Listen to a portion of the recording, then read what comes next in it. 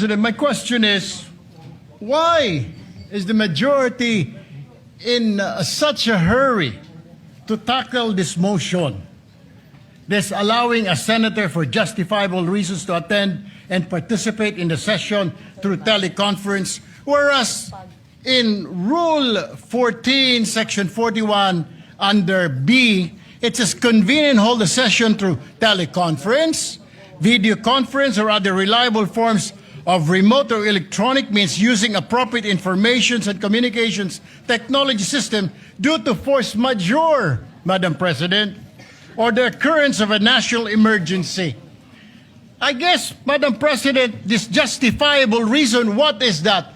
Does that fall under force majeure or does it fall under national emergency, Madam President? My question is, why are we in so hurry? Why are they, the majority, in a hurry to tackle this motion and divide the House, Madam President?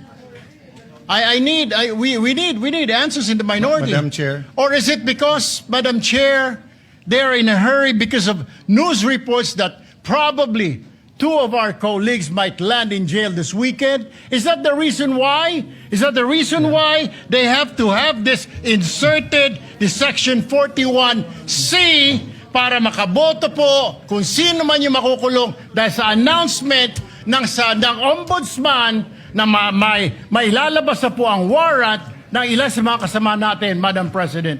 That is my question, Madam President. Madam Chair, the gentleman is out of order because his question sa nagmamadali, bakit, can be discussed in the actual motion. Can be discussed after the motion whether we should take it up. We take offense that bibigyan niya ng ganyang kulay. It's just like us saying, are you afraid if we have the hearing on the Blue Ribbon on flood control, mababanggit ka rin? You do not make that kind of statements here in the Senate because you assume good faith from everyone. That rule hindi minadali. May 11 pa ho yun. So, Madam Chair, I move that we divide the House. And the voting will be done via viva voce. Madam President, Minority Leader. I move to adjourn or a quorum call. That is a higher precedence, Madam President.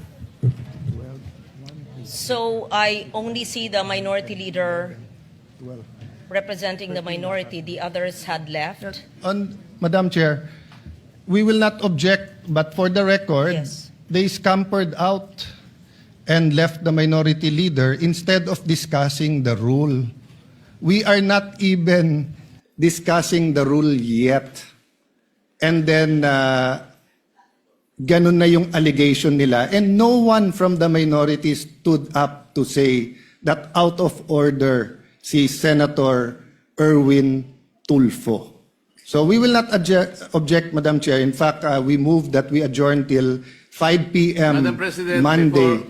before that, Madam Before we President, adjourn. motion to adjourn is Senate not President. debatable. Akala ko ba may- magaling sa rules? We're not Parliamentary debating. It's not We're not debatable, debating Madam minority Parliamentary President. inquiry, Move to Madam adjourn. President. We're I'm not not debating, debating, Madam and we Chair. will indeed adjourn. Parliamentary inquiry. Yes, Senator Marcoleta. Nung pong nagsimula tayo, Madam, meron po ba tayong quorum? We had a quorum, yes. Yes, Madam President.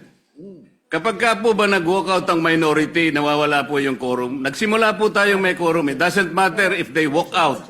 Yes, I think we still have the quorum. Madam President, once there is a quorum call, you have to call the roll.